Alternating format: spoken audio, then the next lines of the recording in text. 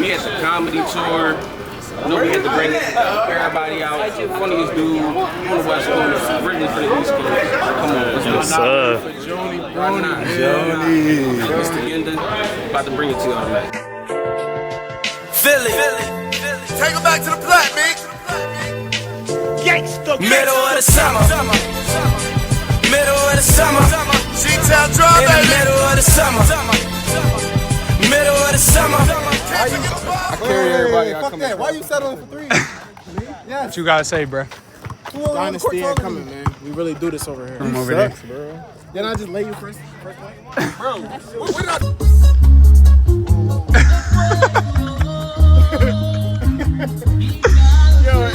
Oh yeah. Bro's first cheesesteak ever. No, it's not. What do you rate Wawa out of 10? 0. Gets 5 big booms. Can I yell boom 5? No. I triple my Wawa cup full of drink. That bitch thinking that it was my loss, it ain't. Writing into the pen was out of paint. Gallery carpenter, I got the paint. It's me and Paulie, what the fuck you think? Money was calling, that was on the way. Ain't with the stalling, I ain't trying to wait. Everything all about paper. As soon as you get it, your bros get fake. Let's go. They quick to lie to your face. These hoes is fake. It's no debate. Come on. I used to track around my way. I had some. Okay, it is time. I've got a big deal coming to this stage right now. This guy is Philly's own comedian. Yes. He is an expert at Love Island. He is an expert at getting girls to swipe up, and he's an expert at being a poet. And I think you all know it. Let's put our hands together for Jonas Dillon.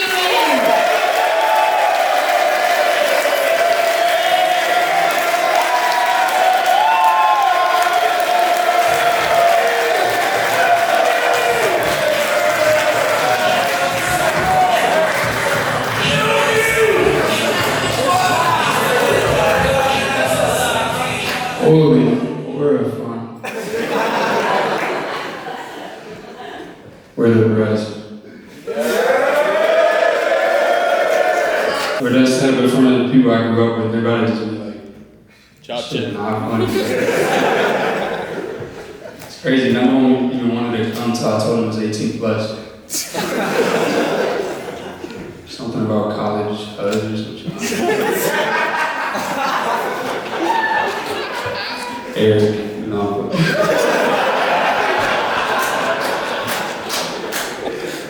We're here, went to Central. Y'all, we're going to Central, bro. This is y'all. 278. Alright, I'm editing this video and I realize y'all won't understand the reference because basically at my high school we would say the number of our graduating class. So mine was like 279. We would just like say that shit. It would be like 279. So you understand that reference now. That was our graduating class. You still not gonna laugh at the joke. So it literally don't even fucking matter that I explained that shit. Y'all on Central, we like yell out what number like you think our body count's gonna be. I used to be like 0. Fuck, I fucked that all. My mom was at the early show. Shout out my mom.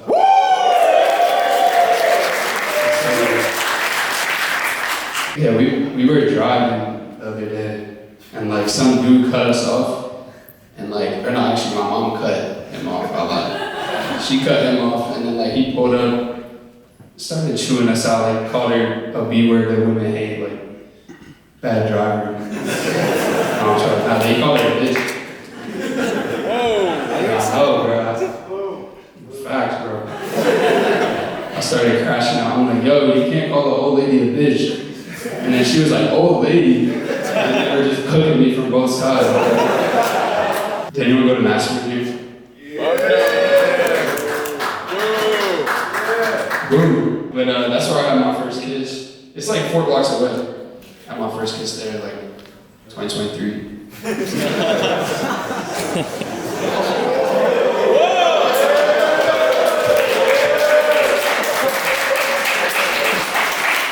With the teacher. Yeah.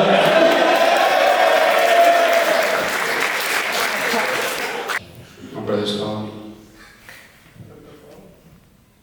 Yo. show over? Sorry, I'm calling you. I guess it is. No, it's not your own stage right now.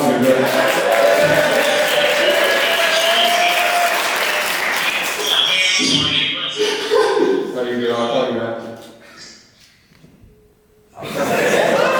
I still love you, but fuck me. Yeah, I went to a haunted house like late October, I want to say. I was with a girl, and I didn't want to seem scared, but like I also wanted the workers to know they were doing a good job. So instead of screaming, I would just like poop my pants. You really like that one? He's a genius, right? It was my first relationship. I didn't really know shit about dating. We were a couple months and she's like, you never take me on dates anymore.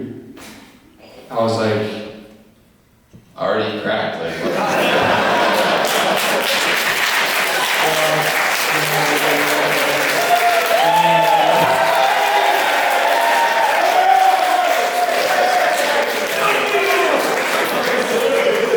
There was a girl laughing aggressively, so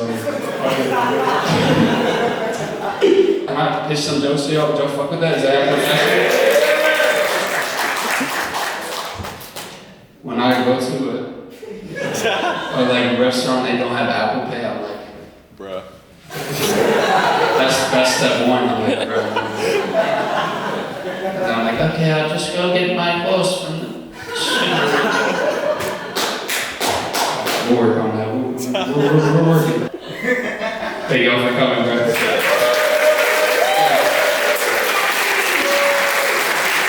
I'm gonna say this too. The world is really weird right now. Y'all could have stayed home. Y'all could have just scrolled on your phones, but you came out here around other people to watch the live performance. I think that's important. So for real, thank y'all for coming, man. And this shit like a fucking music. You got to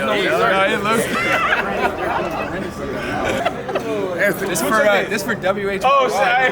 For who? WH right there. Word. Yeah. Bro, I didn't really. But how have you guys been feeling about the tour? Has it been going all right as expected? How's the energy right now? This month, bro. These guys stuff to do, bro. We in the interview. Pay attention. Oh my god. The question was, how you been feeling about the tour? We need to work on our interviewing skills. Could y'all talk about, a best and worst crowd? Has there been any bad moments, good moments? Yes. No. We're not. There is a No. But we are going to tell you which one it is. I think I retract the question. But could y'all talk about the? Hey, we love anyone that will come and listen. Yeah, anyone that wants to watch us do comedy, we're a fan of them. If anyone listens. But the travel involved, I saw on your vlog you guys were all driving together. You said today you've been flying out. How's that been for y'all? You guys kind of been bonding a little bit as you guys come together on the road? I feel like travel, at least in romantic relationships, it seems like travel, you always get to know if you can really be with somebody or not. Like, we haven't. No, but I'm just saying. How did y'all's relationship first kind of start? I mean, not a romance here, but how did y'all kind of get together? Was this internet? I was a huge fan of Aaron's stand-up clips on Instagram. And so I DM'd him like, bro, do you want any clothes from my clothing brand? Yeah. And he didn't reply. And then I started doing stand-up.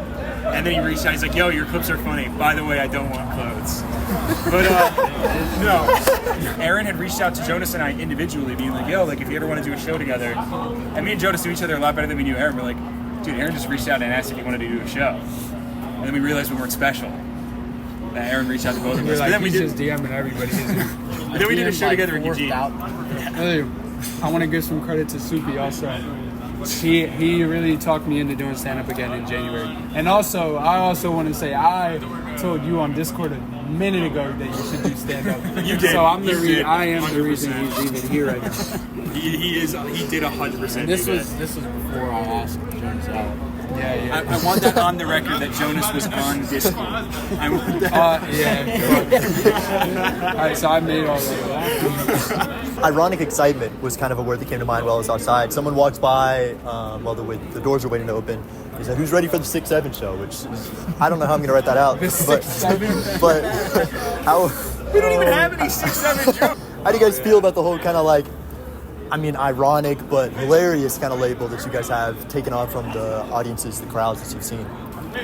I think, like, we named it the quote comedy because we're aware we literally taught 3 of the comedians of our generation's comedians. We're aware of our skill level, but we're, you know, we can still make it funny. Yeah.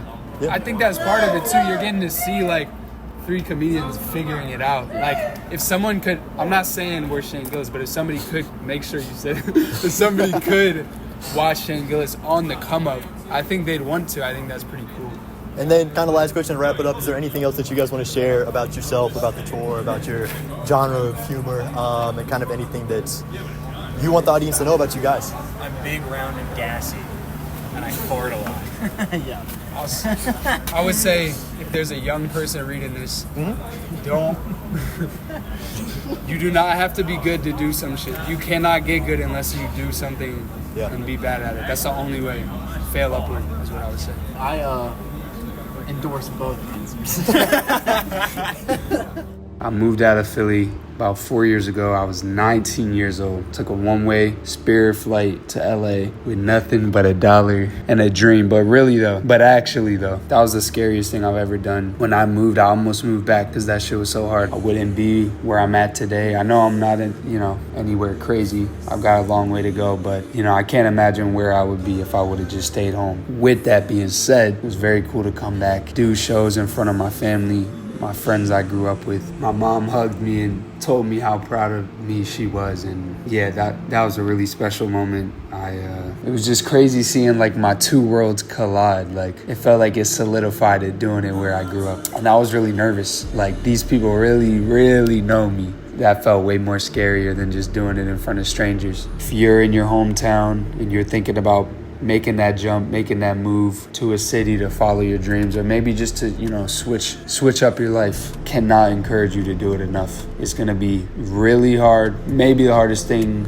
you've ever done if you're young, but you will grow so much in ways you can't if you stay home, and you're not gonna regret it. You're gonna build a new home. Thank y'all for watching. I feel like each video I make, I now am like, oh no, this one's my favorite, and that feels really cool. I really love that Seattle one, but I love making this one too. So thank y'all for watching. Thank y'all for tuning in. Until next video, much love, y'all. Much love.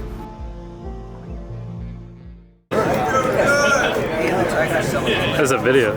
Oh, it's a video? Shit, you should have told me. We out this joint.